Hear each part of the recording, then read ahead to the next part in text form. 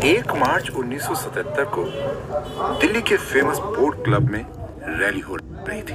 ये 25 जून 1975 को लगाई गई इमरजेंसी के बाद का टाइम था और देश में चुनाव होने थे। बोट क्लब में हो रही इस रैली में बड़ी तादाद में सरकारी कर्मचारी मौजूद थे, क्योंकि ये नई दिल्ली का इलाका है। नई दिल्ली से इलेक्शन लड़ रहे कांग्रेस के कैंडिडेट शशि भूषण ने खूब जोर का नारा लगाया, इंदिरा जी की जय, इंदिरा जी की जय। लेकिन उम्मीद के मुताबिक एक आदमी ने भी भीड़ में से जवाब नहीं दिया। जब उन्होंने थोड़ा बहुत माइक आगे पीछे एडजस्ट किया और दोबारा कोशिश की तो लोग उल्टे हंसने लगे। इंदिरा गांधी की तरफ लोगों ने इस तरह का इग्नोरेंस कभी नहीं दिखाया था।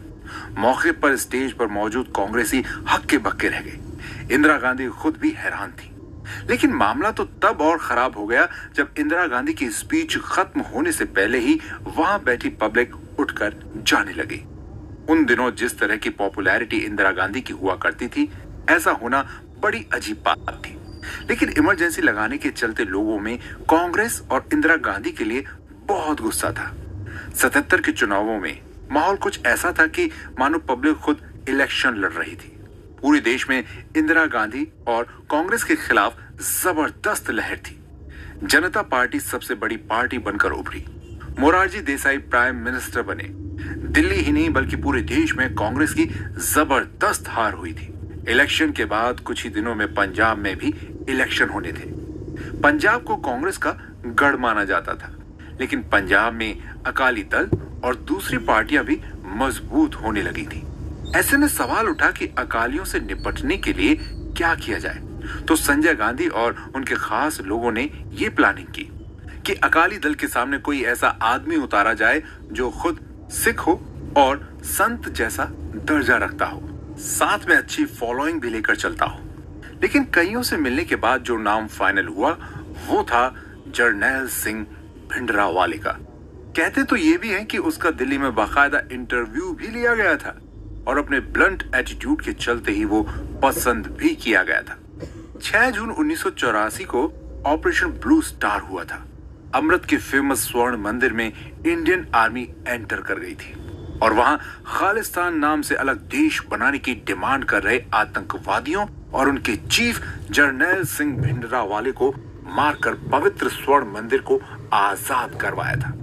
अमृतसर में ये दुनिया का सबसे मशहूर गुरुद्वारा श्री हरमंदिर साहब, जिसे दुनिया स्वर्ण मंदिर के नाम से भी जानती है, वही स्वर्ण मंदिर जहां रोज कम से कम 75,000 लोग फ्री में खाना खाते हैं। लेकिन स्वर्ण मंदिर के पास अपना बहुत छोटा सा स्टाफ है, लेकिन ज्यादातर काम यहाँ आने वाले लोग वॉलेंटियरली यानी स्वर्ण मंदिर के लिए अपनी रिस्पेक्ट शो करने के लिए करते हैं। लेकिन फिर क्या हुआ कि 6 जून 1984 को इंडियन आर्मी को अपने टैंक स्वर्ण मंदिर के अंदर उतारने पड़े।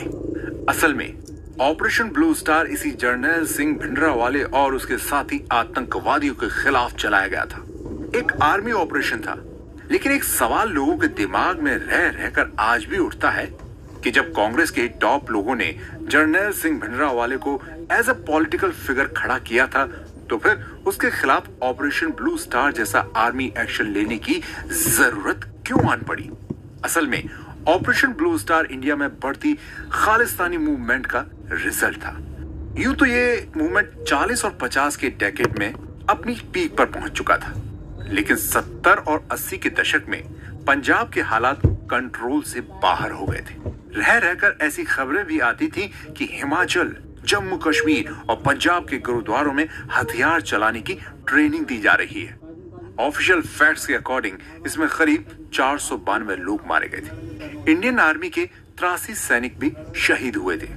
पूरे मामले का सबसे सैड पार्ट ये रहा कि ऑपरेशन ब्लू स्टार खत्म होने के कुछ ही समय के बाद आयरन लेडी कही जाने वाली देश की प्राइम मिनिस्टर इंदिरा गांधी की उनके सिख बॉडीगार्ड्स ने ही हत्या कर दी।